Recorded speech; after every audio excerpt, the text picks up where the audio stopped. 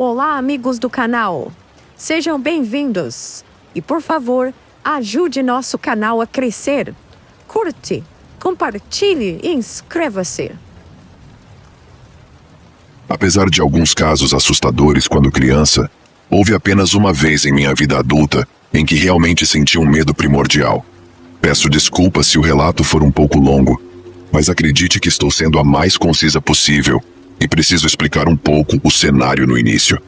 Moro em um vilarejo no meio do interior da Inglaterra. Para dar uma ideia exata de seu tamanho, ela tem uma população de 4.000 habitantes, mas parece mais com 1.000, devido à sua natureza espalhada e ao fato de ser cercada por todos os lados por muitos campos, fazendas e bosques que acabam se conectando a uma floresta bastante famosa. Fica meio que no meio do nada e, por isso, tem conexões telefônicas e de internet notoriamente ruins. Como morei aqui toda a minha vida, conheço o lugar como a palma da minha mão. Sei onde estão todas as trilhas públicas que atravessam os bosques e campos, onde elas se conectam, quais são os atalhos, onde atravessar riachos profundos, etc. Fiz caminhadas nessa área durante minha infância com meus pais e sozinha quando adulta. Nada de ruim aconteceu. Eu me sentia segura aqui. Esta história se passa no verão passado, em julho, depois que voltei para casa após a universidade. Ainda não tinha conseguido um emprego e fumava muito. Um hábito que meus pais desprezavam e que eu tentava manter escondido deles fazendo caminhadas noturnas, com vários cigarros pré-enrolados escondidos no bolso do meu capuz. Como de costume, nesse dia os dois chegaram em casa às 5 da tarde. Jantamos, mas conversamos por mais tempo do que o normal, pois minha mãe tinha tido um dia bastante agitado e estava me contando sobre isso. Por causa disso, acabei saindo para a minha caminhada 1 hora mais tarde do que o normal, por volta das 7 da noite. Mas como era verão, o sol ainda estava brilhando e, sinceramente, não percebi que começaria a escurecer enquanto eu ainda estava na rua. O bosque mais próximo da minha casa fica a menos de 5 minutos de distância e você entra por um portão em um campo de fazendeiros. Você pode ver a área aberta bem longe, até que o primeiro conjunto de pequenos bosques obscureça sua visão.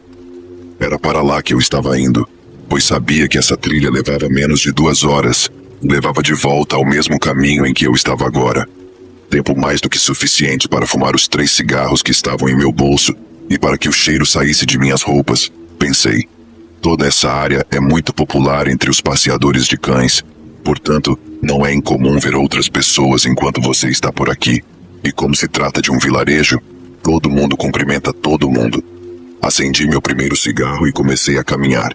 Fiquei em meu próprio mundo por um tempo, até que estava a menos de 30 metros da entrada do bosque. Um senhor idoso estava saindo deles e jogando uma bola para seu cachorro Collie. Terminei meu cigarro e o joguei fora. Ao me aproximar, reconheci que se tratava de John, que morava na rua ao lado da minha e conhecia meu avô. Paramos e nos cumprimentamos enquanto eu acariciava seu cachorro Max. Enquanto conversávamos, vi outro homem saindo da floresta. Sem cachorro, jaqueta verde brilhante. Era muito alto e tinha uns 10 anos a mais que eu em termos de idade. Eu e John conversamos por mais 1 minuto e nos despedimos. Ele me avisou para não ficar muito tempo aqui fora, pois logo começaria a escurecer. É verdade que o céu estava rosa, brilhante e laranja. O sol estava realmente começando a se pôr. Eu realmente não havia notado. Continuei descendo a trilha em direção ao homem. Quando estávamos quase passando um pelo outro, olhei para cima para fazer um breve contato visual. Sorri e cumprimentei-o, como todos aqui fazem, mesmo que não reconheçam a pessoa. Meus olhos imediatamente encontraram os dele. Ele já estava olhando para mim. Seus olhos escuros se fixaram nos meus. Ele não estava sorrindo. Eu não o conhecia, mas sabia que havia algo errado. Estava em seus olhos. Engoli minha delicadeza e olhei para o chão enquanto passávamos. Eu tinha vivido na cidade da minha universidade nos últimos 2 anos, então reconhecia um sinal de alerta quando o via, e meus modos de caipira do interior evaporaram. Acelerei um pouco o passo e antes de entrar na floresta, olhei para trás. O cara ainda estava andando na mesma direção, seguindo John. Senti-me aliviado, ri, amaldiçoei o cigarro por me deixar paranoica. Acendi outro cigarro e comecei a entrar na floresta. Demora cerca de meia hora para seguir a trilha pela floresta até o fim. A saída da trilha dava em outro campo que levava a outro conjunto de bosques. O céu agora estava violeta. A luz fraca havia sido obscurecida pelas árvores. Eu já estava fumando meu último cigarro e estava perto da entrada do segundo conjunto de bosques quando o senti. Medo. Um medo completo, paralisante e absoluto, que percorria todas as camadas da carne como se fosse um raio elétrico. Eu nunca havia sentido nada parecido antes ou depois, mas sabia o que era. Dei meia volta. Parado na saída do primeiro conjunto de bosques estava o homem. Eu ainda conseguia distinguir sua jaqueta verde sob a luz fraca. Ele voltou para trás, droga, e muito rápido também. Eu havia olhado para trás várias vezes enquanto estava naquelas árvores, e ele não estava lá. Por um segundo, fiquei paralisada, assim como ele, que sabia que eu tinha visto. Para correr a distância entre nós, ele levaria cerca de 5 minutos. Ele estava obviamente em boa forma. Joguei o cigarro e me lancei na floresta. O único caminho que eu podia seguir, e não ousei olhar para trás. Corri por alguns minutos antes de virar bruscamente para a esquerda, saindo da trilha em direção às árvores. Esperava despistá-lo um pouco, mas não conseguia ver nada. A luz já estava escurecendo, e as árvores tornavam isso 100 vezes pior, especialmente porque agora eu estava no meio delas. Seus galhos se prendiam em minhas roupas como dedos, chicoteando e arranhando minhas pernas nuas a ponto de sangrar. Eu corria e corria. Meus pulmões protestavam de dor, odiando-me por fumar tanto, enquanto meu coração se jogava contra minha caixa torácica tentando escapar. Eu não conseguia mais. Joguei-me no chão atrás de um tronco particularmente grosso. Encostei minhas costas nele, com os joelhos no peito, com a mão sobre a boca para abafar minha respiração difícil, tentando desesperadamente bombear ar para os pulmões para a próxima corrida. Escutei pela primeira vez. Alguns segundos se passaram em silêncio. Então eu ouvi passos pesados quebrando galhos atrás de mim e cerca de 6 metros à minha esquerda. Não me atrevo a olhar, caso ele me veja. Estou com meu telefone, mas sei que tenho pouca chance de ter sinal onde estava. E sabia que ele me ouviria falando ou veria a luz da tela. Não tenho vergonha de dizer que, nesse momento, começo a chorar. As lágrimas caíam silenciosamente pelo meu rosto. Que droga! Ouço uma voz grave exclamar. Onde você está? Eu sei que você está aqui. Eu vi você. Tenho de colocar as 2 mãos na boca para impedir que meu grito escape. Posso ouvi-lo se movimentando. Entro em pânico e encontro coragem suficiente para sair lentamente de trás da árvore. Ele estava a cerca de 3 metros atrás de mim, a menos de 6 metros à esquerda, de costas para mim. Afastei-me e meus olhos examinaram a área ao meu redor. Pego uma pedra bem pesada. Verifico-o novamente com cuidado. Suas costas ainda estão viradas, mas ele está procurando entre as árvores, agora mais abaixado no chão. Tomo uma decisão instantânea e, com tudo o que me resta, atiro a pedra para trás e para a direita. Ela se chocou contra os galhos das árvores e fez um barulho infernal. Eu o vi correr imediatamente em sua direção, rindo. Ele riu pra caramba. Parei um pouco, ouvindo seus passos ficarem mais silenciosos, até que pensei que não seria tão visível para ele se me movesse e me lancei para a frente. Corri, tentando colocar o máximo de distância possível entre nós, mas também estava ciente de que estava ficando cada vez mais longe de casa. Eu sabia que deveria haver um riacho em algum lugar próximo. Se eu encontrasse o riacho, poderia segui-lo, pois ele margeia o terreno e corre paralelo a algumas trilhas. Corri e corri até que as árvores finalmente se dissiparam e pude ver outro campo do outro lado delas. Agradeço a Deus e me esforço um pouco mais até sair das árvores e... O chão desaparece debaixo dos meus pés e eu desço de cabeça para baixo pelo aterro do riacho. Despenco na água abaixo, minha boca aberta e meus pulmões se enchem de água barrenta. Ao balbuciar, sinto-me ao mesmo tempo aliviada por ter encontrado o riacho e aterrorizada por ele ter me ouvido. Meu telefone agora está arruinado. Desço a correnteza lentamente, o mais silenciosamente possível, ouvindo-o o tempo todo enquanto o córrego margeia a floresta, olhando para cima periodicamente, só para garantir.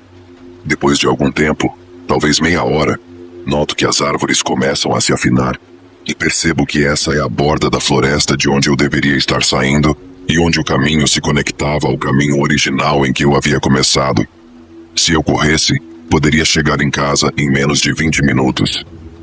O mais silenciosamente que pude, arrastei-me de bruços de volta para o aterro no estilo do exército, querendo ficar o mais baixa possível.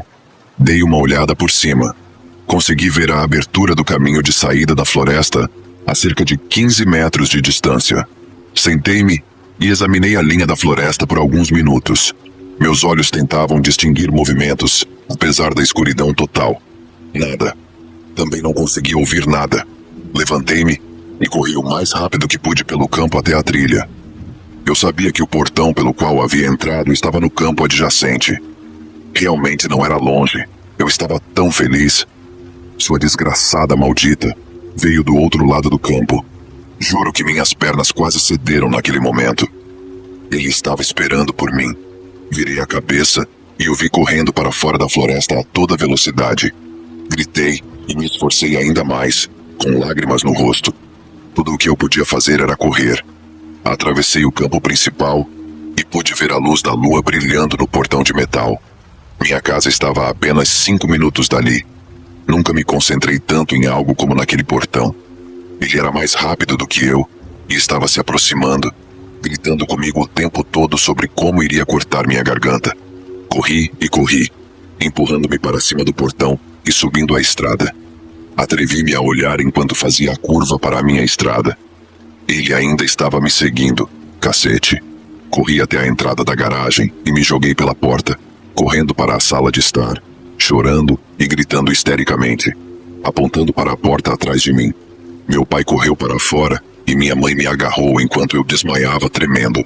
Acontece que meus pais já haviam chamado a polícia. Como eu disse, eu estava saindo por 1 hora mais ou menos às 7 horas e já passava da meia-noite e eu não tinha atendido quando ligaram para o meu telefone, agora quebrado, o que não é muito comum para mim. Ligamos para a polícia novamente para explicar. Eles vieram e eu dei um depoimento completo. Tanto meus pais quanto a polícia ficaram horrorizados. Nada disso acontece aqui. Não houve nenhum relato de estupro ou assassinato nos últimos 100 anos. Mas bastava olhar para mim e era óbvio que eu estava dizendo a verdade. Eu estava coberto de cortes e hematomas da cabeça aos pés, encharcada e coberta de lama e sangue. Não vou falar sobre como essa experiência me mudou, pois é deprimente, mas vou dizer que o que mais me assusta é que eles nunca tiveram um suspeito. Apesar de ele ter me seguido tão de perto, ele já havia desaparecido quando meu pai saiu correndo. Esse cara ainda está por aí. E quem sabe do que ele é realmente capaz.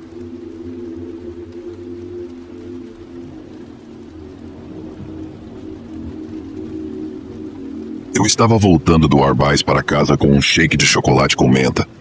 Distraí-me por um segundo e quase não notei o carro dele. Tentei deixá-lo passar, mas ele insistiu que eu seguisse em frente. Não dei muita importância e continuei andando. Ele seguiu em frente e estacionou o carro perto de alguns apartamentos. Ele estava com uma camisa polo preta, então presumi que estava apenas deixando algo para um trabalho ou algo assim. Enquanto eu continuava andando, ele se aproximou de mim e me ofereceu uma nota de $20. Perguntei por quê, mas não consegui entender o que ele disse em resposta. Recusei, pois sei o que é melhor para mim. No entanto, isso não o dissuadiu. Ele agarrou minha cintura e eu me afastei. Ele então começou a me puxar em direção ao seu carro. Eu o agarrei pela mão para que ele não me silenciasse e me certifiquei de gritar o mais alto possível para tentar atrair qualquer espectador, se possível. Ele conseguiu me colocar em seu carro e pouco antes de fechá-lo, enfiei o pé na porta para mantê-la aberta. Em seguida, saí do carro e fiquei mole, pois adicionar peso morto sem aviso prévio cria uma resistência repentina e torna mais difícil para eles agarrarem você. Graças a esse raciocínio rápido, consegui sair ilesa. Ele entrou em pânico, me largou, entrou no carro e saiu em disparada. Rapidamente, registrei a ocorrência e telefonei para minha mãe quando estava a uma distância segura. Fiz questão de ficar ao telefone até voltar. Depois disso, tirei um tempo para me acalmar e esperei que os policiais chegassem para obter meu depoimento. O policial acabou elogiando meu raciocínio rápido e me disse que, felizmente, eu tinha feito tudo certo naquela situação. Por favor, pessoal, levem a autodefesa a sério. Eu só fiz um curso de 1 semana e só isso já conseguiu salvar minha vida. Eu não me lembrava de muita coisa do meu curso de autodefesa e só usei as técnicas básicas de que me lembrava. que eram fazer barulho, abaixar meu peso e verificar atrás de mim. Todas as outras ações que tomei foram resultado de lógica e raciocínio rápido. É bem provável que se eu tivesse recebido mais treinamento em defesa pessoal, a situação provavelmente não teria sido tão difícil como foi. Além disso, nunca aceite dinheiro de estranhos. Embora existam bons samaritanos, há também pessoas que não têm seus melhores interesses em mente. Se achar que eles têm boas intenções, certifique-se de verificar novamente, perguntando por que estão lhe oferecendo dinheiro. Se você não receber um bom motivo legítimo, recuse. Se você recusar e eles ainda persistirem, fuja imediatamente.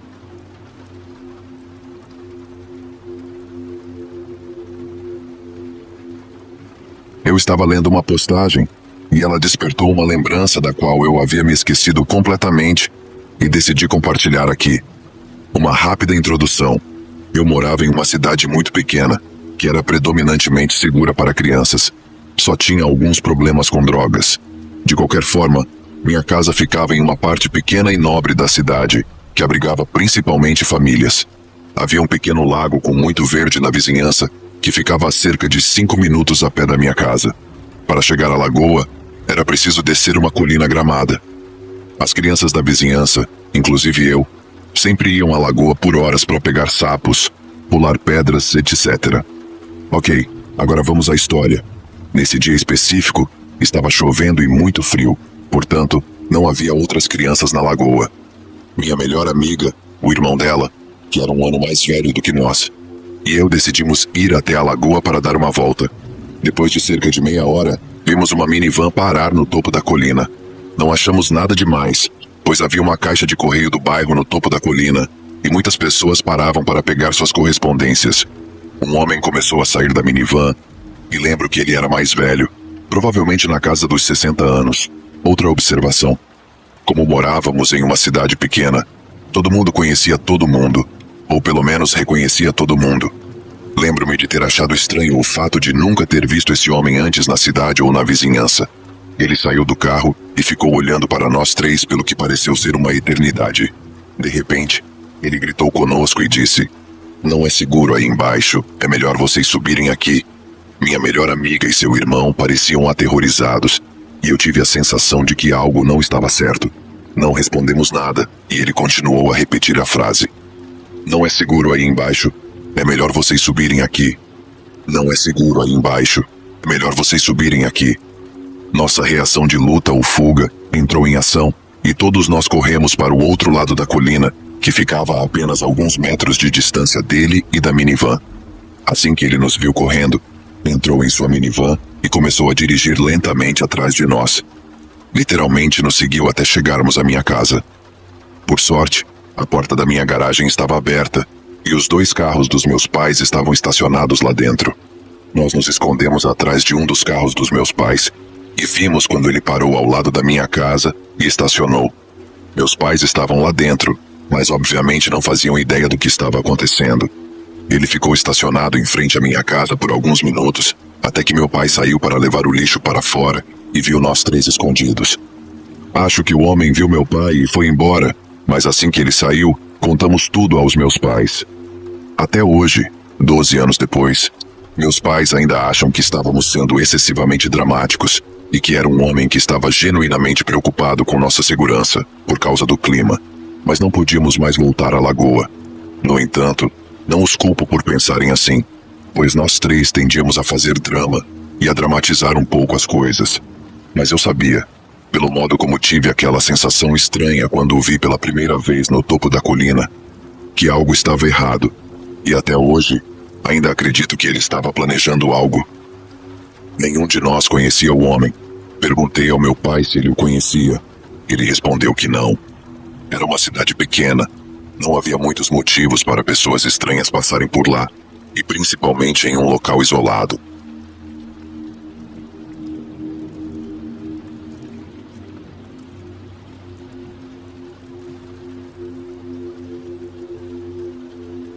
Cresci perto de florestas e me sinto bastante confortável nelas. No entanto, tropecei em algumas situações perturbadoras que ficaram para sempre em minha mente. Esta foi uma dessas ocasiões. Naquela época eu tinha 18 anos, Certa noite, eu e meus dois amigos, Mike e Paul, decidimos acampar. Bem, acampar talvez não seja a palavra certa, pois não pretendíamos passar a noite, apenas relaxar e nos divertir ao redor da fogueira por algum tempo. O plano era simples: sair, fazer uma fogueira, beber algumas garrafas de vinho, comer alguma coisa e voltar para casa para uma boa noite de sono. Nós nos encontramos em minha casa. Quando ainda estava ensolarado lá fora, nos arrumamos e saímos. Nosso destino era uma antiga pedreira abandonada no meio da floresta, que ficava a cerca de 40 minutos da minha casa. Embora a pedreira tenha uma história trágica e francamente assustadora, é um local popular para essas ocasiões. Quando chegamos lá, o céu já estava colorido de vermelho enquanto o sol se punha lentamente atrás das colinas. Rapidamente, juntamos toda a lenha que podíamos para não termos de procurá-la mais tarde. Enquanto a escuridão caía e absorvia todo o nosso entorno em uma escuridão impenetrável, já conseguimos acender a fogueira. Estávamos de ótimo humor e nos preparando para o nosso primeiro brinde. Foi quando percebemos que havíamos cometido um erro terrível.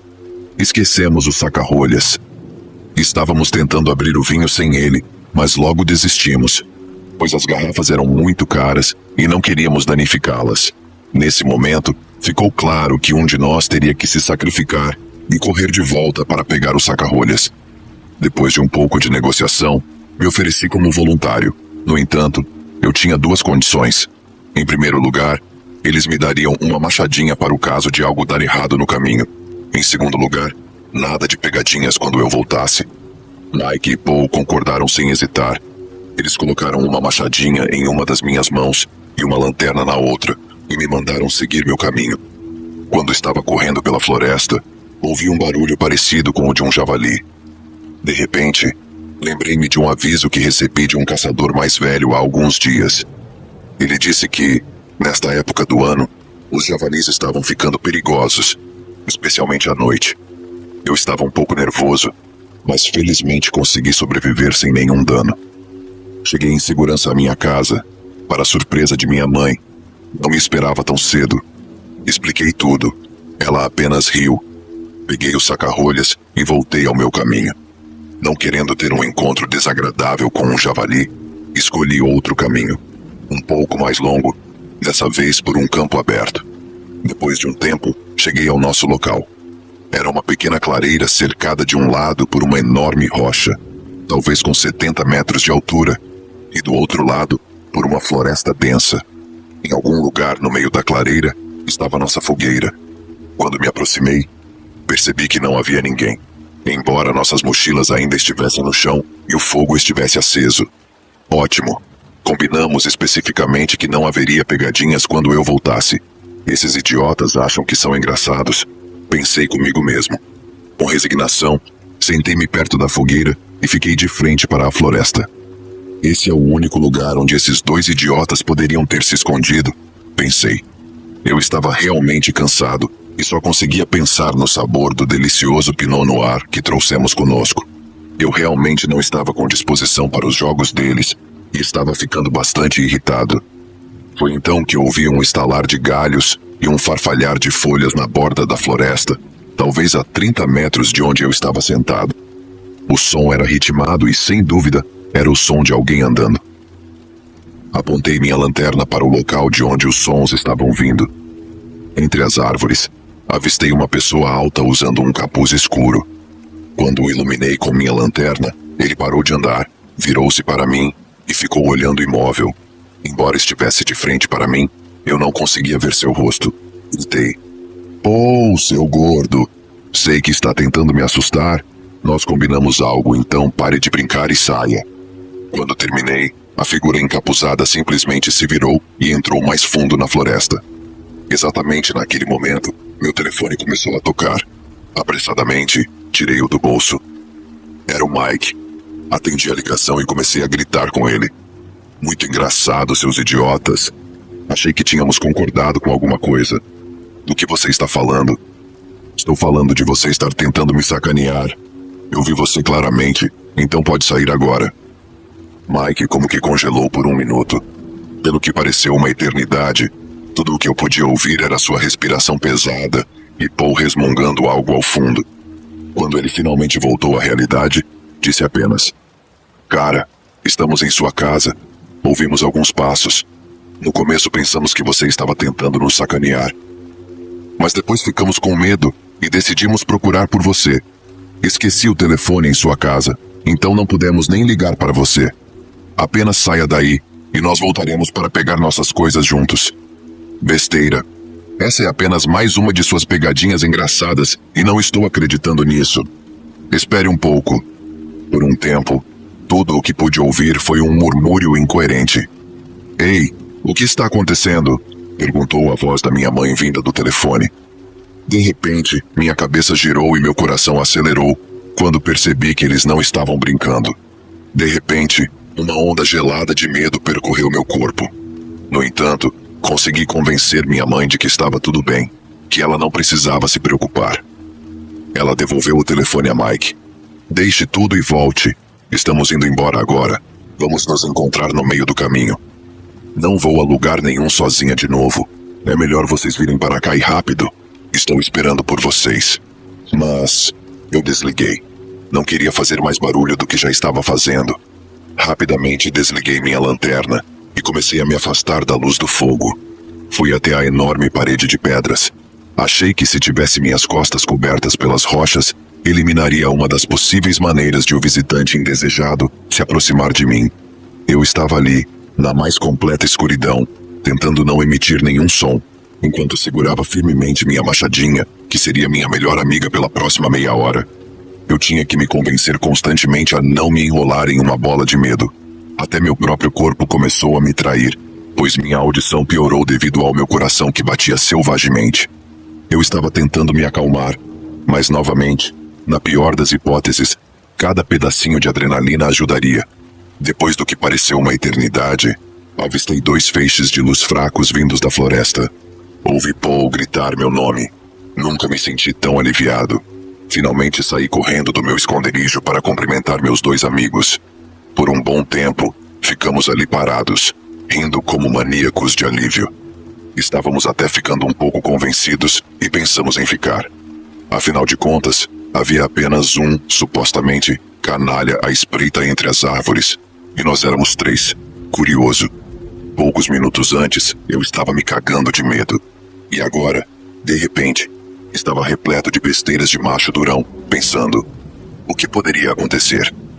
No final, o bom senso levou a melhor sobre nós, e decidimos ir embora. Empacotamos nossas coisas, apagamos o fogo e saímos. Levamos nossas garrafas de vinho para desfrutar em outro lugar. Em um lugar agradável e bem iluminado.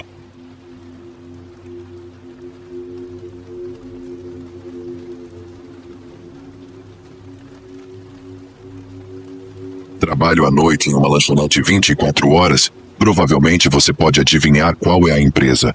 Estou acostumado com pessoas estranhas e coisas estranhas acontecendo, mas esta noite foi demais. O restaurante dá para um campo que tem uma linha de árvores, e meu cozinheiro e eu fomos fumar. Conseguimos ouvir alguém gritando ao longe, mas temos muitos moradores de rua que passam pela cidade e que geralmente são inofensivos, então simplesmente demos de ombros e voltamos para dentro.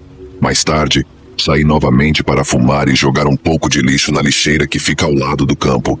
Foi estúpido ir até lá, mas não ouvi mais. Quando estava me afastando da lixeira, ouvi: "Ei, venha aqui! Ei, venha aqui!" Estava muito mais perto do que quando o ouvimos gritar da primeira vez. Entrei e chamei meu colega de trabalho que tem um carro com um holofote. Nós o iluminamos no campo, o que mais uma vez não foi inteligente e admitimos isso, mas não conseguimos ver onde ele estava. Mas ele continuava dizendo: "Ei, garota, vem cá." A essa altura, chamei a polícia porque estava muito estranho. Assim que desliguei o telefone com eles, ele saiu do campo. Era um homem mais velho, vestindo um sobretudo marrom, e meu colega de trabalho e um cliente voltaram correndo para dentro porque esse cara estava andando pelo estacionamento. Ele começou a se aproximar da porta e eu chamei a polícia novamente.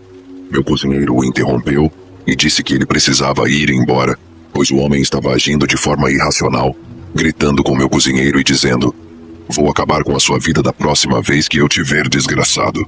Ele movia a jaqueta pela cintura como se estivesse mostrando uma arma, mas eu não conseguia ver nada por dentro. Os policiais o pegaram na estrada e um guarda veio e basicamente disse que o cara era um sem-teto e não era mentalmente estável, sem dúvida. O policial nos disse que não havia nada que pudessem fazer e que ele não quis dar o nome a eles. Então o deixaram ir embora. Basicamente terminou com: a propósito, ele é conhecido por carregar uma faca na cintura. Ligue pra nós se necessário, tchau. Ele voltou, novamente andando pelo estacionamento vizinho e de volta ao campo. Podíamos ouvi-lo gritando: "Ei, vem aqui!" repetidas vezes. Ficamos ocupados quando os bares fecharam e não o ouvimos mais gritar desde então, mas sei que ele ainda está lá porque já o peguei dormindo atrás da lixeira antes. Minha gerente chega pela manhã e vou tentar convencê-la a me deixar tirar uma foto dele das fitas de segurança para que eu possa avisar os outros funcionários do terceiro turno. O campo em que ele está acampado também dá para uma escola de ensino médio, mas os policiais disseram, mais uma vez, que não podiam fazer nada. Espero que ele siga em frente e nos deixe em paz, ou que os policiais consigam prendê-lo em algo em que ninguém se machuque.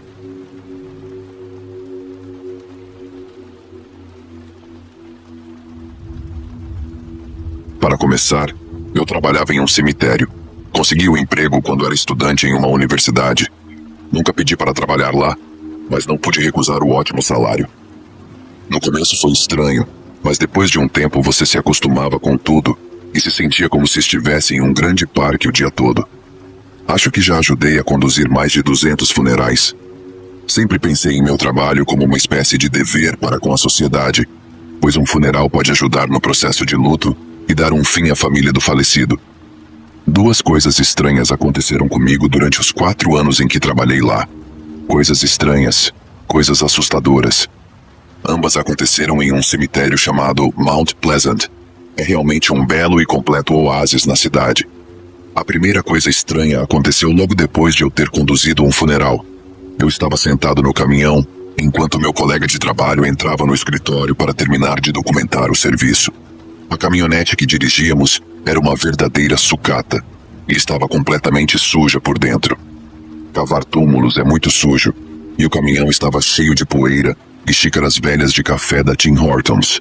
Eu estava sentado na caminhonete quando um senhor mais velho se aproximou da porta e me fez uma pergunta sobre como encontrar uma sepultura. Uma pergunta bastante comum, já que é praticamente impossível navegar em qualquer cemitério sem ajuda. Vou responder quando, de repente, uma senhora idosa abre a porta lateral, pula para dentro, aponta o dedo e grita: "Aquele homem me sequestrou. Tirem-me de perto dele. Não deixe que ele me toque nunca mais." Estou completamente chocado com isso. Ela não parece nem um pouco fora de si, completamente normal, mas está em pânico total. Olho para o cara que, de repente, se afasta de mim e parece totalmente chocado. Ele mal consegue falar, está totalmente atordoado. Enquanto isso, a senhora mais velha está implorando para que eu a ajude, repetindo que ela foi sequestrada. Tento acalmá-la, mas ela está completamente perdida, e então abre a porta do caminhão e corre em direção aos meus outros 2 colegas de trabalho, que estão regando flores a cerca de 500 metros de distância. Saio do caminhão e pergunto ao cara mais velho o que diabos está acontecendo, mas ele mal consegue falar. Ele murmura algo dizendo que ela pode ter Alzheimer e que é difícil cuidar dela. Pergunto se precisamos chamar uma ambulância para ela, ou se ela tem remédios, mas ele não sabe o que fazer. Vejo a senhora idosa conversando com meus colegas de trabalho, e ela parece um pouco mais tranquila com a distância entre ela e o homem. Quando olho para o homem mais velho ao meu lado, ele começa a caminhar de volta para seu veículo e diz: "Sinto muito por tudo isso e não vou incomodá-lo novamente." Ele entra em sua van e vai embora. Ele não tentou correr de volta para a senhora idosa nem nada. Ele simplesmente foi embora. Bem, estou um pouco atônito com isso. Não sei o que foi aquilo, mas ao caminhar em direção aos meus colegas de trabalho, vejo que a senhora idosa desapareceu. Corri e perguntei sobre ela e eles disseram a mesma coisa. Sim, ela estava muito chateada e pediu ajuda para se afastar de alguém. Mas eles disseram que, antes que pudessem ajudar ou chamar alguém, ela correu para a rua, fez sinal para um veículo aleatório e entrou. Eu conto a eles o que ela me disse, e tudo a essa altura é tão aleatório, bizarro e absurdo. A imagem dessa senhora idosa disposta a entrar em um veículo de um completo estranho. Então, Conversamos um pouco sobre se deveríamos chamar a polícia ou tentar encontrar o veículo aleatório. Mas então o cara de antes passa em sua van, sorri e acena para mim como se nada disso tivesse acontecido e sai lentamente do cemitério. O que aconteceu com a mulher? Ele se importou? Ficamos chocados com isso e decidimos contar ao nosso chefe para que ele conte à polícia o que aconteceu. Espero que ela esteja bem. Quando cheguei em casa do trabalho, verifiquei todos os jornais para ver se algo havia sido relatado. Não apareceu nada e nunca mais ouvi nada sobre isso.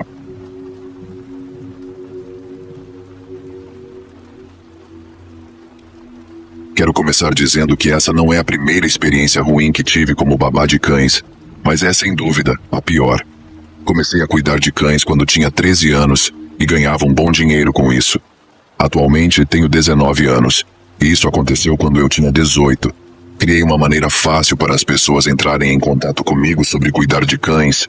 Publiquei posts no Facebook e no Instagram sobre isso com frequência e recebia mensagens de pessoas pedindo para cuidar de seus cachorros. Um dia, recebi uma notificação do Instagram dizendo que alguém estava tentando me enviar uma mensagem. Aceitei a mensagem e ela dizia: "Eu e minha esposa estamos procurando uma babá de cães para uma viagem de 1 semana à Flórida. Você terá que trabalhar no dia 4 até 11 deste mês. Nós lhe pagaremos $300 pela semana. Você pode ficar em nossa casa ou voltar para sua própria casa." Comecei a conversar com esse homem, e vamos chamá-lo de Sr. Brown, para manter a privacidade. Então, concordei em aceitar o trabalho e disse a ele que ficaria em sua casa durante a semana. Quando cheguei à casa dele, fui apresentado a seus 2 cães, Mina e Led. Mina era uma pequena Yorkie, e Led era um cão de caça Bluehound. Ele me mostrou a casa dele, que era cercada por um terreno de 76 acres. Eu moro em uma cidade agrícola e vivo em 32 acres. Portanto, ficar aqui não me assustou muito. Os vizinhos mais próximos eram bem distantes e você teria que dirigir até lá se quisesse falar com eles. Eles me disseram as regras e quando alimentá-los, blá blá blá. E então a Sra. Brown me contou sobre a vizinha mais próxima.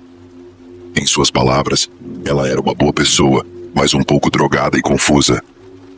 Ela mencionou que às vezes entrava na entrada da garagem deles em vez da dela e acabava confundindo a Sra. Brown com sua filha morta. Ouvir isso me fez sentir muito mal por ela e sei muito bem como é difícil para os pais perderem seus filhos, pois meus pais ficaram muito mal depois de perderem meu irmão em um acidente de carro. No entanto, a Sra. Brown disse que ela não deveria fazer nada de ruim e que se viesse até a casa, era só indicá-la para voltar para casa e ela sairia sem problemas. Depois que eles saíram, eu estava pronto para assistir a filmes e relaxar com os cães.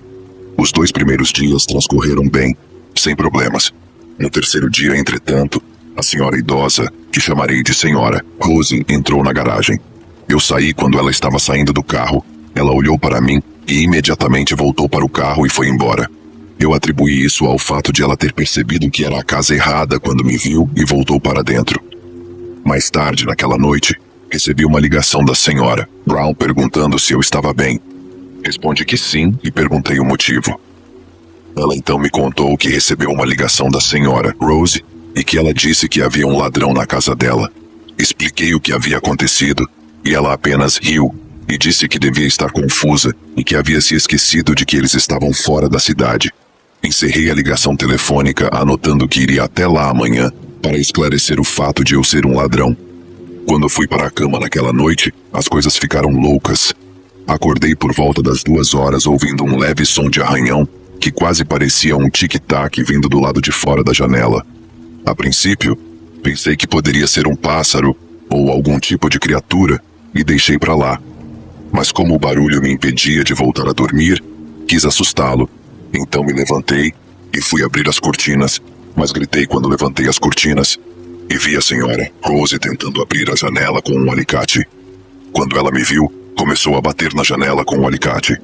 Os cães começaram a latir e eu rapidamente me levantei, disse aos cães para me seguirem, peguei meu telefone e corri para um cômodo sem janelas, que era o banheiro, trancando a porta para o caso de ela entrar. Liguei para a emergência e expliquei a situação rapidamente, fornecendo o endereço do que eu me lembrava. Ela disse que a polícia estaria lá em 10 minutos, o que para a área em que eu estava É muito bom, considerando que a casa ficava em uma área bem rural. Eu tinha feito com que os cães ficassem quietos e os coloquei no armário conectado ao banheiro para garantir que ela não os ouvisse. Eu estava tentando manter a calma e ainda podia ouvir as batidas na janela. Continuei a falar com a telefonista e ouvi o vidro se estilhaçar. Eu estava realmente assustada e quase pronta para chorar de medo de ser espancada até a morte por alguém que claramente não estava em um estado mental adequado. Eu estava sussurrando o que estava acontecendo para o operador, que eu estava escondida no fundo do banheiro, na banheira. Após cerca de 4 minutos de silêncio, ouvi passos e pude ver pés sob o outro lado da porta e me xinguei novamente. Então, vi a senhora Rose se levantar e olhar por baixo da fresta, e por engano, soltei um suspiro. Ela se levanta rapidamente e bate na porta. Percebo que ela ainda está usando o alicate. A essa altura, estou chorando e pergunto à telefonista onde está a polícia, ao que ela responde que são 3 minutos. Aqueles 3 minutos pareceram uma eternidade. Eu gritava para a senhora Rose ir embora e ela respondia que eu não deveria estar aqui. Quando ouvi o som dos carros de polícia, e cerca de 1 minuto depois, eles tentaram arrombar a porta, me senti um pouco melhor. Disseram-me para ficar na linha até que o invasor fosse pego. Por fim, eles entraram na casa e eu gritei para chamar a atenção deles. Não que eles precisassem, pois ela ainda estava batendo na porta. Quando entraram no cômodo, disseram a ela que largasse a arma e ela obedeceu, dizendo que não havia feito nada de errado. Eles a algemaram e um policial me disse que eu poderia destrancar a porta, ao que me levantei lentamente e destranquei a porta. Depois de ser levada para a delegacia e contar minha história para o boletim de ocorrência, fui para a casa dos meus pais, pois estava com muito medo de ficar sozinha. No dia seguinte, liguei para a senhora Brown e expliquei a situação. Recebi o pagamento integral mesmo depois de dizer a eles que não voltaria para a casa. Eles me ligaram alguns dias depois dizendo que a senhora Rose estava sob a influência de drogas e, em suas palavras, ela disse à polícia que decidiu cuidar do ladrão sozinha e que não fez nada de errado. Ela foi acusada de invasão de domicílio, o que é um tanto irônico. Depois disso, parei de cuidar de cães e sou muito mais paranoica, sempre me certificando de que minhas portas e janelas estejam trancadas.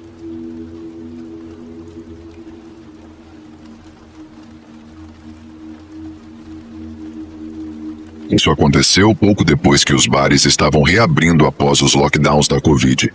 Fui a um bar barato perto da Avenida 82, em Portland, Oregon. Um verdadeiro buraco sujo, mas era um dos únicos bares que tinha karaokê logo após o fim do confinamento. Cantei minha música e fui até o bar para tomar uma bebida.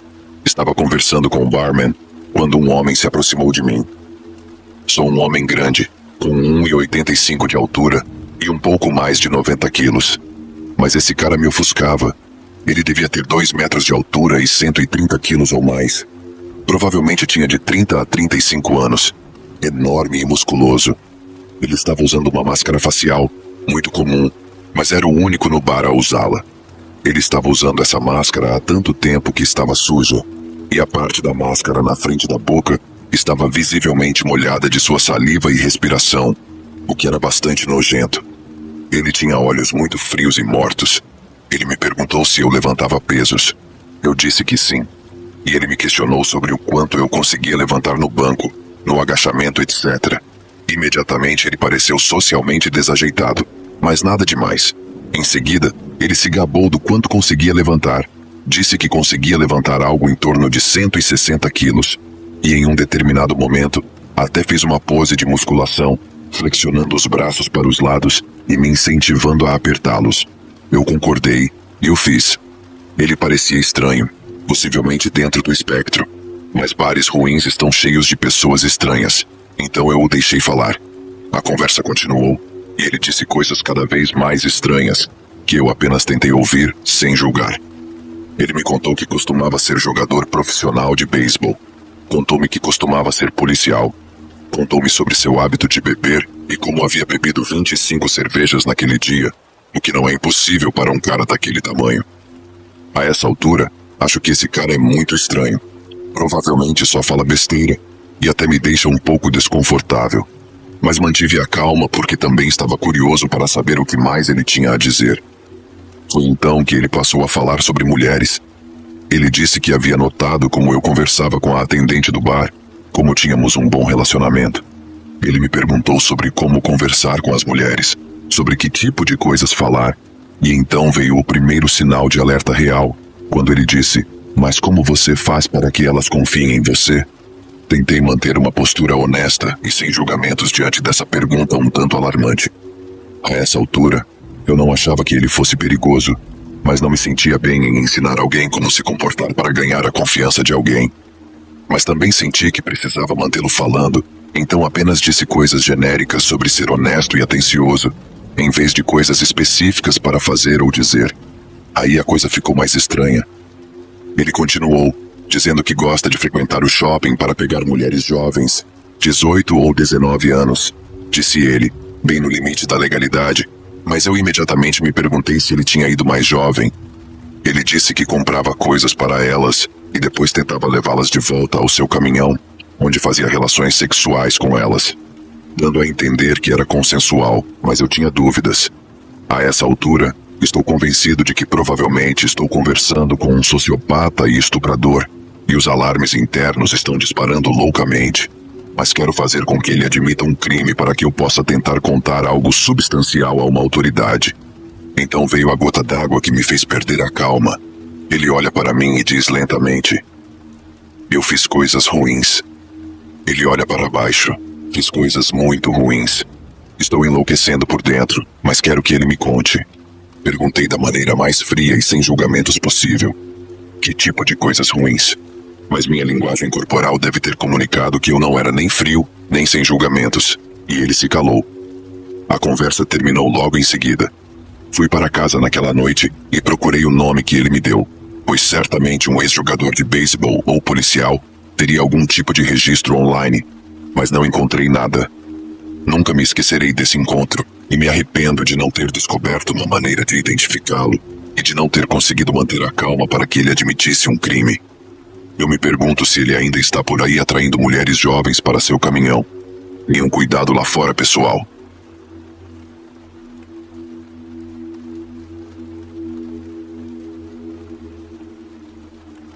No inverno passado, eu estava dirigindo pela rodovia à noite, passando entre os subúrbios de uma grande área metropolitana. Portanto, havia muitos carros por perto, mas talvez fosse por volta da meia-noite, e estava nevando, embora o inverno aqui nem sempre seja branco. Vi um carro parado no acostamento da rodovia com um homem ao lado claramente precisando de ajuda. Eu os vi quando estava passando, mas como já era tarde da noite e estava frio, achei melhor pegar a próxima saída, dar a volta e ver se o homem ainda precisava de ajuda. Cheguei lá, e era um homem de meia-idade da classe trabalhadora que estava do lado de fora de sua picape. Ele usava um macacão azul, é magro, ligeiramente calvo, e transmite o que só posso descrever como uma vibração estranha. Não consegui identificar o que era, mas era uma daquelas sensações estranhas que você não sabe ao certo por que sente. Ele disse que estava tendo problemas com o carro, que morava a cerca de 2 horas da cidade, que seu alternador estava queimado e que sua bateria precisava de um reforço. Eu já tive um carro com alternador estragado e sei que quando a bateria acaba, é preciso dar uma força por um tempo se quiser que ele volte a funcionar. Eu disse a ele que não havia problema. Conversei com ele por 1 minuto, abri o capô e ele disse que ia pegar os cabos. Quando ele volta, noto que tem em sua mão algum tipo de objeto metálico escondido. Não faço ideia do que seja. Eu o vi por um breve momento e percebi que não era uma faca, mas que era de metal e um pouco menor do que o comprimento de sua mão. E ele estava claramente tentando mantê-la escondida da minha vista. Tudo isso acontece muito rápido e eu fico imediatamente em alerta máximo. Eu o vejo por uma fração de segundo, quando ele está trazendo os cabos até mim para que eu possa conectar minha bateria. Instantaneamente, dou um passo para trás para colocar alguma distância entre nós e digo a ele que pode conectar minha bateria e que esperarei no carro, o tempo todo em plena situação de luta ou fuga, preparando-me para bloquear um ataque se ele se aproximasse de mim.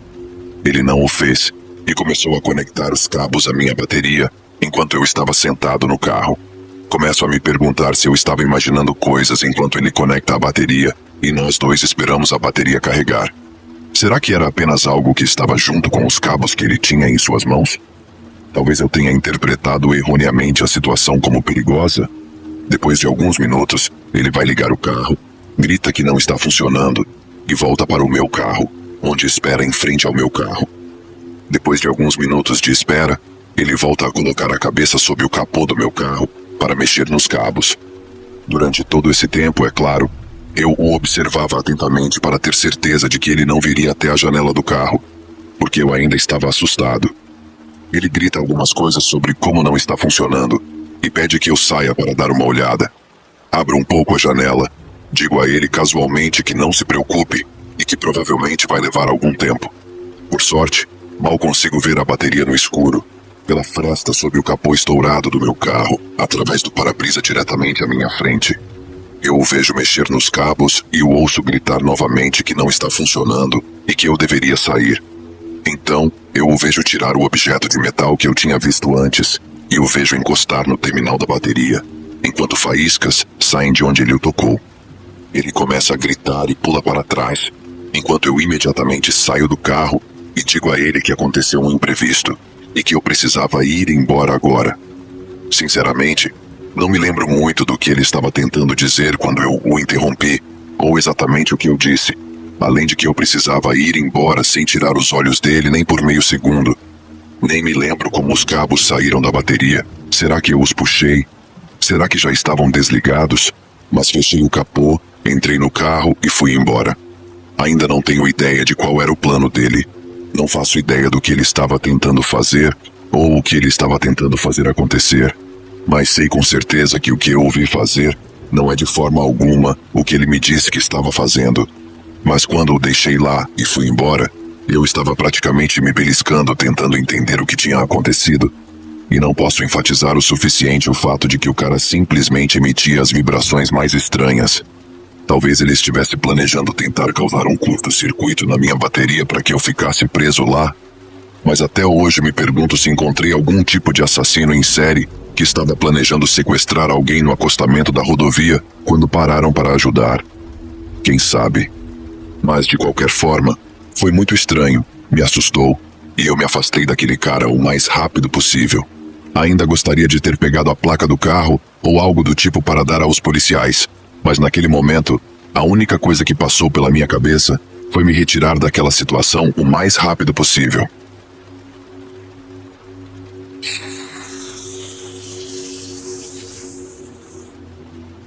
Esse incidente aconteceu há cerca de 5 anos. É uma história que eu nunca mais conto, porque a maioria das pessoas não se sente à vontade para ouvi-la ou faz comentários bem intencionados sobre o que eu deveria ter feito nessa situação, sem realmente entender como a mente funciona de forma diferente quando você está em pânico absoluto. Eu morava em um apartamento relativamente bom no centro de Memphis e trabalhava como técnica oftalmológica. Cheguei em casa do trabalho no meu horário habitual, por volta das 4:30 da tarde. Destranquei a porta e entrei. Coloquei o celular, a carteira e as chaves na ilha da cozinha. Ouvi a pesada porta de metal da frente se fechar ruidosamente atrás de mim e comecei a fazer algumas tarefas pela casa. Por ter crescido em uma cidade pequena, eu tinha o hábito de não trancar a porta durante o dia, especialmente quando sabia que meu marido chegaria em breve. Nos 5 anos que se passaram desde esse dia, nunca esqueci de trancar a porta. Passei pelo banheiro e entrei no meu grande closet. Comecei a pendurar a roupa que havia começado a lavar no início do dia, antes do trabalho. Minha porta da frente se abriu e eu sorri de surpresa. Meu marido chegou em casa um pouco mais cedo e eu o chamei alegremente. "Estou aqui, amor." Fiquei em silêncio e lentamente comecei a sentir aquela sensação de algo está errado, subindo pela minha espinha. Tentei me esquivar, pensando que meu marido simplesmente não tinha me ouvido, e saí para a sala de estar e cozinha. Do outro lado da ilha da cozinha estava um completo estranho. Ele era do sexo masculino, mais velho do que eu. Eu diria que tinha uns 50 anos, mas é difícil para mim lembrar exatamente as características faciais ou os detalhes desse momento. E estava parado ali, olhando para mim, sem máscara de esqui, sem arma, apenas me observando. Eu me perguntei se ele não teria entrado no apartamento errado e se iria se desculpar e ir embora, mas como ele continuou a me encarar, Percebi que precisava fazer alguma coisa, além de ficar olhando para esse estranho em minha casa. Fiquei mais alta, estufei o peito na tentativa de parecer mais ameaçadora, o que é difícil de fazer sendo uma mulher pequena, e usei uma voz alta e clara, dizendo-lhe para sair do meu apartamento, que ele não tinha nada que estar aqui. Ele me ignorou completamente, como se eu não tivesse falado nada. Em seguida, começou a pegar minhas coisas. Meu celular, minhas chaves, minha carteira. Ele as pegou metodicamente e as colocou em seus próprios bolsos. Foi quando realmente percebi que essa pessoa era perigosa. Eu era ingênua o suficiente para acreditar que tudo aquilo era um engano até aquele momento. Corri para o único outro dispositivo que eu tinha que me permitiria obter ajuda. Meu computador. Tive que me aproximar um pouco mais do intruso para alcançá-lo, mas ainda havia uma distância de cerca de 3 a 4 metros entre nós. Então eu sabia que poderia pegá-lo e correr antes que ele pudesse me alcançar. Quando o peguei e me virei para correr, vi que ele começava a se mover atrás de mim. Corri de volta para o banheiro, pois era o único lugar onde eu poderia ir e colocar 2 portas trancadas entre nós. A porta do meu banheiro e a porta mais próxima. Bati e tranquei a primeira porta, e em segundos pude ouvi-lo mexendo nela, tentando abri-la. Corri para o closet e tranquei a porta também, abrindo meu computador e entrando no Facebook Messenger para entrar em contato com meu marido. Enviei mensagem após mensagem, pedindo que ele ligasse para a emergência e dissesse que havia um intruso no apartamento. Ele recebeu as mensagens em poucos minutos e me garantiu que tinha um despachante ao telefone e que estava saindo do trabalho para tentar me encontrar se pudesse. Eu esperei e esperei. A porta do banheiro se abriu e o intruso entrou. Ele foi até a porta do closet e começou a tentar arrombar a porta também. Esta é a parte em que as pessoas geralmente começam a me dar conselhos sobre como eu deveria ter agido, mas tudo o que posso dizer é que eu estava congelada. De medo, de choque, não sei, mas não gritei, nem chorei, nem procurei uma arma naquele closet escuro. Não me agarrei à porta nem tentei mantê-la fechada.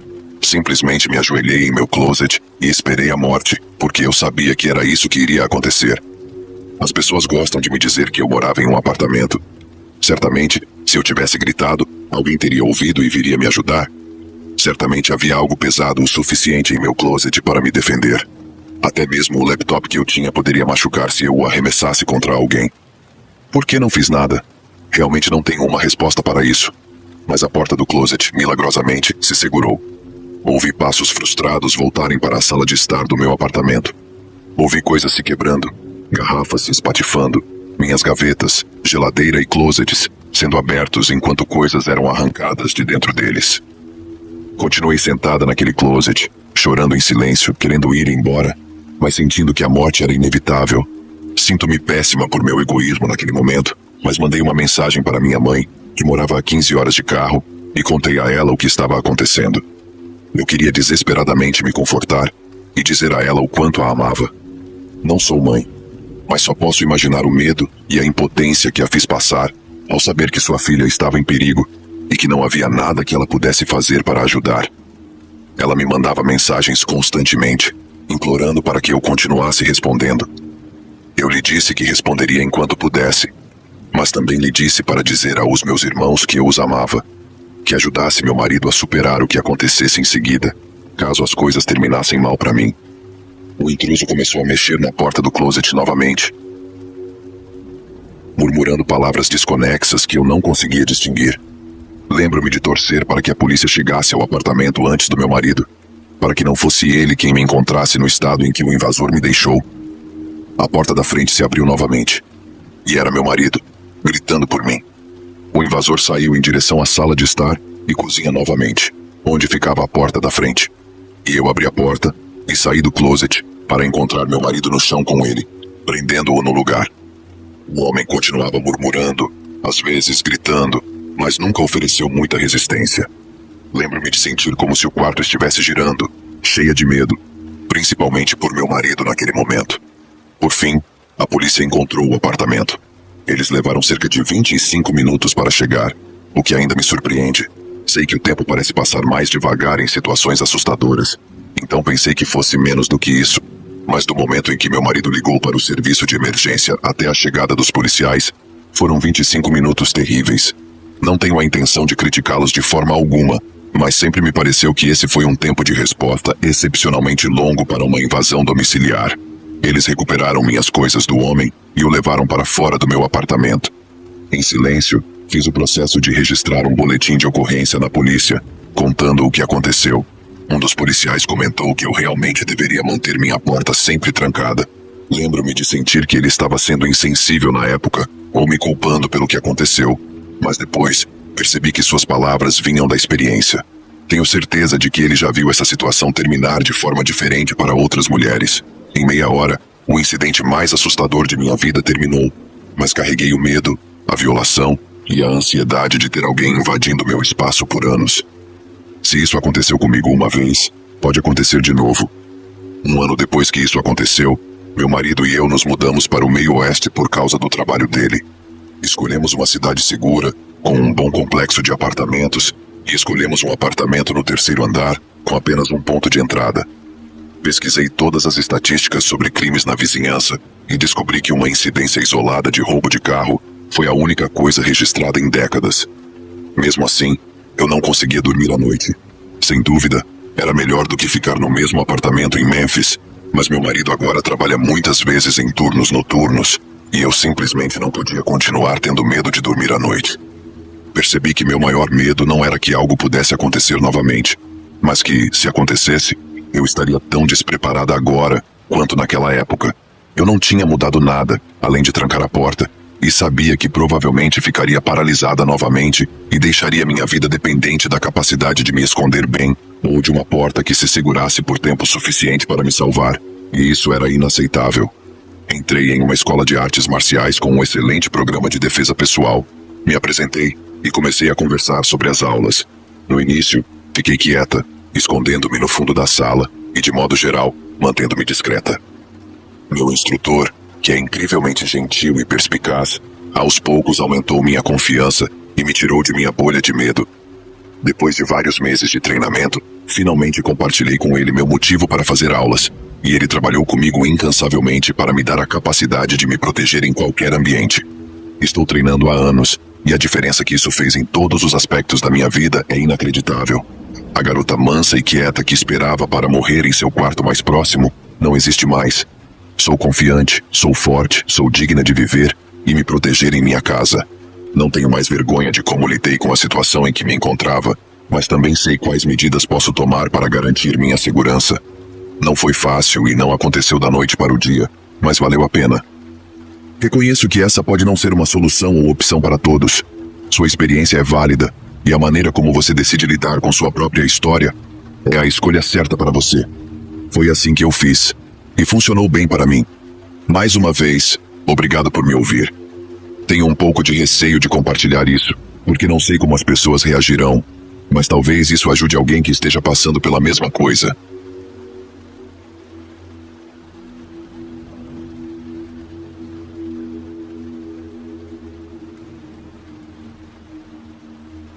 Fort Bragg, Califórnia, é uma pequena cidade litorânea a noroeste de Sacramento. Ela tem uma espécie de sensação de Stephen King. Você sabe o que quero dizer? Aquela pequena cidade portuária e nevoada, quase sinistra, mas é linda e uma grande atração turística. Há pessoas de todos os Estados Unidos que viajam para cá. Meu noivo e eu decidimos vir de carro até aqui depois que precisei tirar uma folga do trabalho devido ao estresse. Foi uma decisão de última hora e fizemos nossas malas em menos de 10 minutos. Pegamos nosso cachorro e partimos. Se não tivéssemos levado nossa cadela conosco, tenho certeza de que eu a teria perdido. Acho que é aqui que eu conto a história, certo? É nosso segundo dia aqui agora e estamos hospedados em um motel com vista para o oceano. É possível ver a neblina se formando nas primeiras horas da manhã e observar os barcos de pesca saindo do porto para pegar sua carga do dia. É realmente uma coisa linda de se ver. Acordamos cedo e eu estava com vontade de comer ovos e bacon. Depois de nos vestirmos e decidirmos em que lugar iríamos nos empanturrar, partimos para nossa aventura matinal. Veja que foi aqui que cometi meu erro. Eu estava dirigindo pela estrada e parecia que a parada em que nos arrastamos era um sinal de parada de 4 vias. Eu me enganei, porque quando saí e cortei a passagem de uma pequena Ford Ranger, com um pequeno trailer preso a ela e 2 homens idosos dirigindo, percebi um pouco tarde demais que eu os havia cortado. Eles levantaram as mãos e apontaram para mim, mas Lily nem percebeu. Levantei as mãos em um tom de: desculpe, sou apenas um turista imbecil. E eles ficaram me encarando. Não dei muita importância a isso e continuei dirigindo pela estrada nebulosa de 2 pistas para tomar o café da manhã. Nem pensei em dizer nada a ela sobre isso, pois nunca pensei que os veria novamente e não queria que ela reclamasse por eu não saber dirigir. Mas eu estava errado. Eu estava errado e nunca vou me esquecer do que aconteceu depois. Voltamos para o motel depois de um café da manhã não muito bom, mas muito caro. Nós nos aconchegamos e conversamos sobre nossos planos para o futuro e o que queríamos fazer na vida. Mas, no meio da conversa, ela percebeu que não tínhamos mais ração para alimentar o Bruce. Concordei em ir até o mercado bonitinho, mas assustador, e pegar uma sacola de guloseimas. Dei um beijo no rosto dela e entrei no carro e saí. Chegando à metade do caminho até a loja, antes de perceber que havia esquecido minha carteira na mesinha de cabeceira. Quando voltei para o estacionamento, eu a vi. A mesma Ford Ranger com o reboque mal feito preso a ela. A única diferença era que os caras não estavam dentro dela. Não me lembro de tê-los visto aqui ontem à noite. Pensei. Caminhei até a porta enquanto olhava por cima do ombro e me perguntava: quais são as chances de esses idiotas ficarem aqui? E nem 2 segundos depois, meu coração começou a bater mais rápido. A porta do nosso motel estava aberta, mas quase imperceptível. Estava ligeiramente aberta, a ponto de ser possível ver um raio de luz, mas nada mais. Abria lentamente e olhei para dentro, mas não vi nada. Lily e Bruce haviam desaparecido. Era como se eles nunca tivessem estado lá. Meu coração começou a acelerar. Larguei as chaves no chão e corri para fora, com o coração batendo no peito mais rápido do que um martelo. Não vi os velhos assustadores do caminhão Ford nem a Lily do lado de fora, mas a essa altura, eu estava ficando irritado e frenético. Droga, onde vocês estão? Pensei, antes que os gritos dentro da minha cabeça fossem interrompidos pelo som de latidos familiares.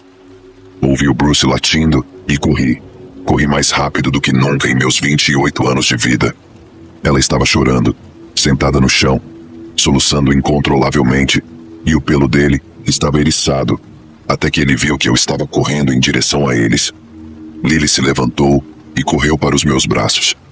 Enquanto isso, um funcionário estava ao telefone e eu me perguntava: que diabos aconteceu nos 2 minutos em que estive fora? Foi isso que ela contou, e isso fez meu sangue gelar. Acontece que, assim que saí, não se passaram nem 30 segundos, e aqueles imbecis idiotas bateram na porta.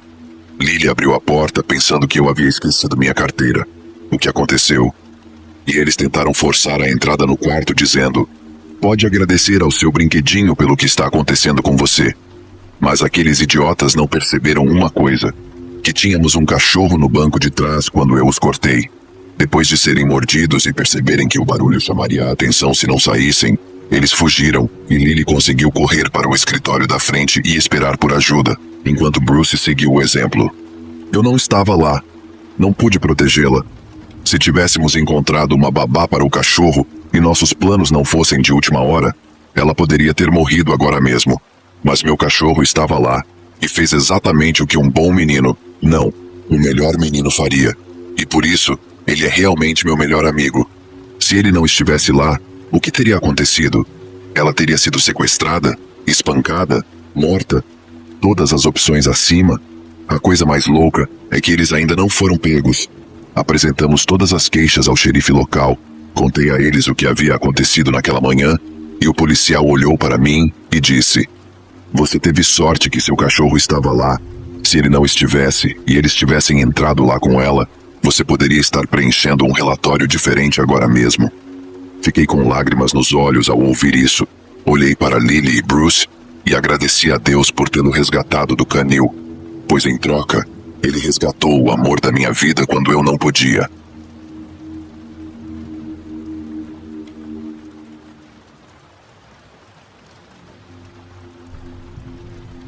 Aos 12 anos, comecei a trabalhar como babá para amigos da família que tinham 3 filhas com idades entre 4 e 7 anos.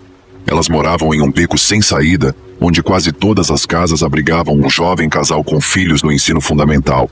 A vizinhança era extremamente unida, como as comunidades americanas de festas de quarteirão dos anos 50. Eles tinham uma política comum sobre o uso dos brinquedos uns dos outros. Qualquer criança podia usar uma estrutura de recreação no quintal de outra pessoa a qualquer momento, sem pedir.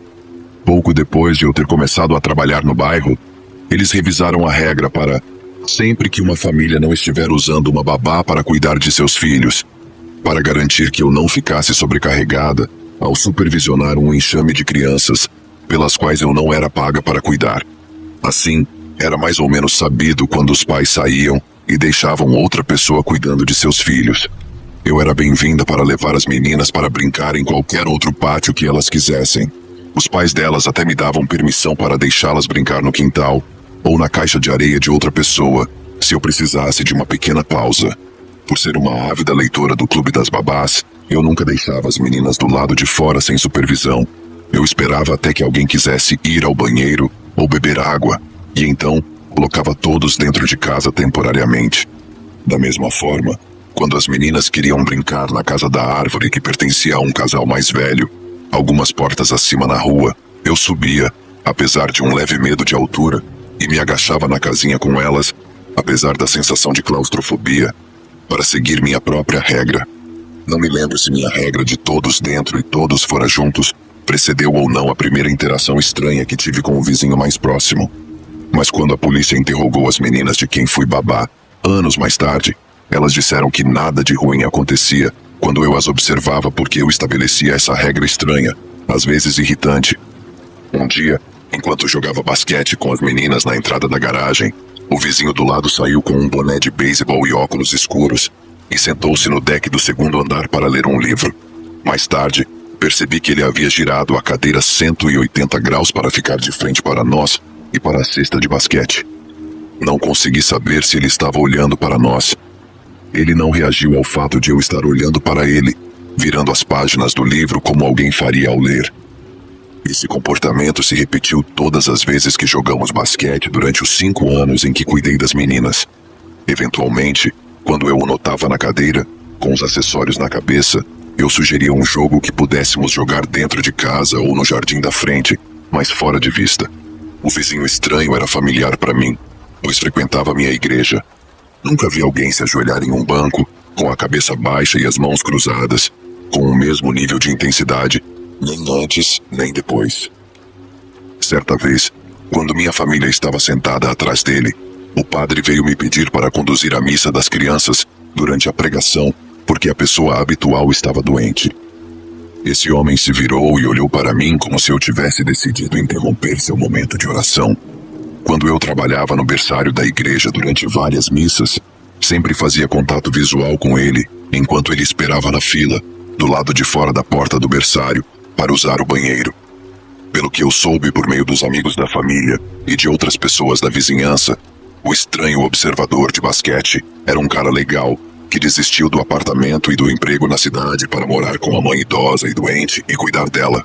Como todos o achavam ótimo e como ele frequentava a igreja, isso foi antes de estourar o escândalo sexual católico, achei que eu estava errada por achá-lo assustador.